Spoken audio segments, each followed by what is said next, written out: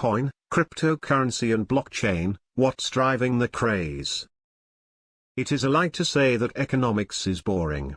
This is something we've been told our whole lives. Whether we choose to admit it or not, our lives are on the line. War, poverty, and revolution are all shown in this picture. They're all based on economics, which is based on one essential concept, money, which serves as the ultimate stimulant for the best and worst of human endeavor.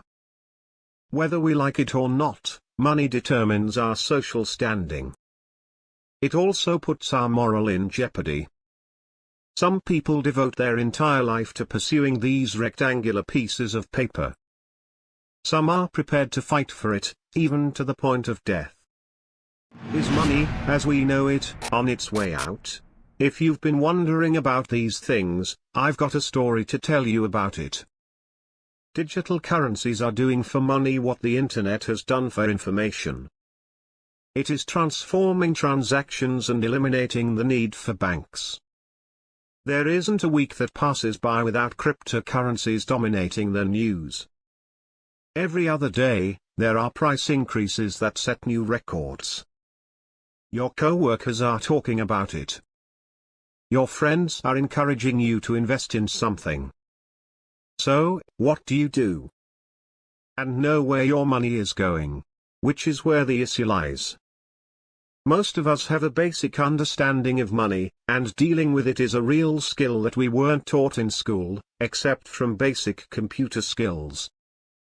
When money takes on a new form, the first thing you should do is rethink your strategy. And that's exactly what we're going to do today. And don't worry if you think we're going to become too technical. It's all written in simple English. Let's begin by understanding three basic concepts: Bitcoin, blockchain, and cryptocurrency. What exactly do they entail? To get you started, here are a few definitions. There's Bitcoin, for starters. It's the name of the most well-known cryptocurrency, much like the euro is the name of a certain type of currency. Bitcoin is a digital money that is decentralized. It is available in digital format. It's just a computer program, and I'll go over it shortly. Cryptocurrency is the second definition. It acts as a means of exchange for Bitcoin in the same way that notes and coins act as a medium of exchange for pounds and dollars. The phrase cryptography refers to the process of encrypting data. Essentially, it provides transaction security.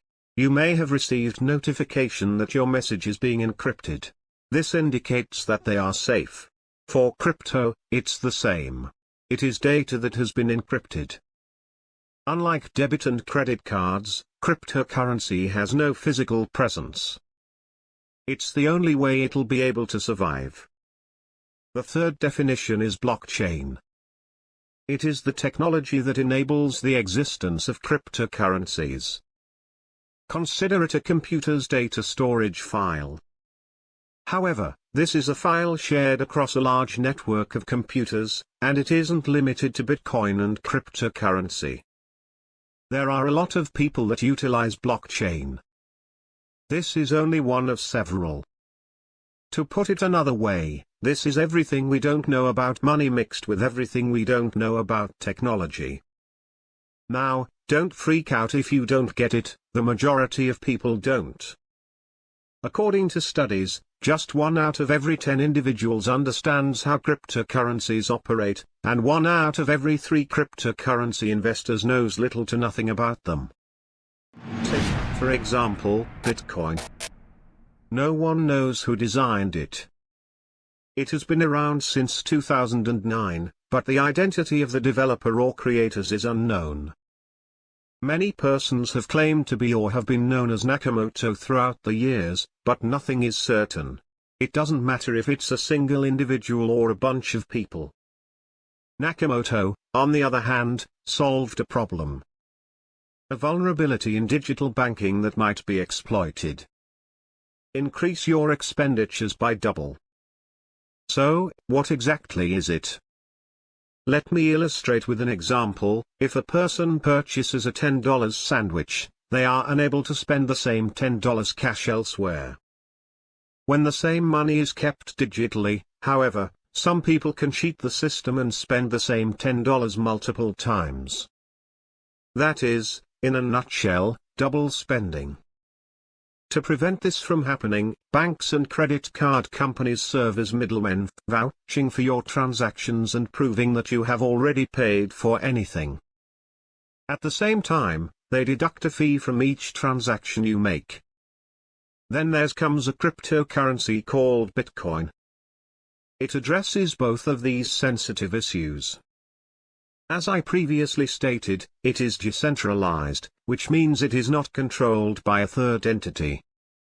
It is instead governed by its own community of users, who all record their transactions at the same time. Any attempt to deceive the Bitcoin community will very certainly be detected, and the payment will be declined. No one user, government, bank, or credit card provider can impose a fee or restrict the flow of your payment. Secondly, Bitcoin is engineered to be immune to the impacts of monetary devaluation and inflation. Isn't that exactly how it should be? This isn't correct. There are problems with Bitcoin. The transactions are irreversible. Once you have paid, you won't get a single dime back. It's also highly volatile. The price is always fluctuating. One Bitcoin was valued $63,000 on April 14, 2021. On April 23, 2021, it went below $50,000. What causes this to actually happen? Bitcoin's price is determined by demand and supply, just like everything else. Prices rise in response to increased demand. People are compelled to stockpile as prices rise. As a result, they attempt to sell Bitcoin of their own. More individuals want to sell as a reaction of this. However, if there aren't enough customers, they may have to reduce their price. It's like being on a roller coaster. First and foremost, there is volatility. Security is the second issue. Bitcoin is held in digital wallets on phones and laptops, and we all know how vulnerable these devices are to theft and hackers. After hackers gained control over Los Angeles hospital systems for more than a week in 2016, the facility spent $17,000 on illicit transactions.